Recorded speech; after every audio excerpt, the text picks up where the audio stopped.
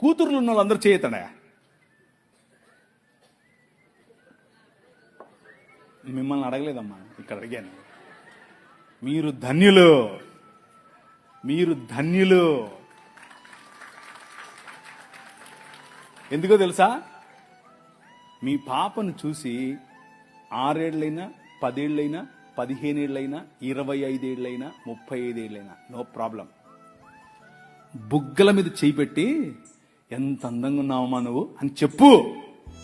అది నీ బాధ్యత. నువ్వు చెప్పడం మొదలు పెడితే పక్కనోడు చెప్తే మా నాయన ఎప్పుడో చెప్పాడులే అంటది. అర్థమైందా?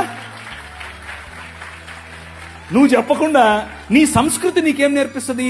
అమ్మమ్మ తాపొద్దు వద్దు.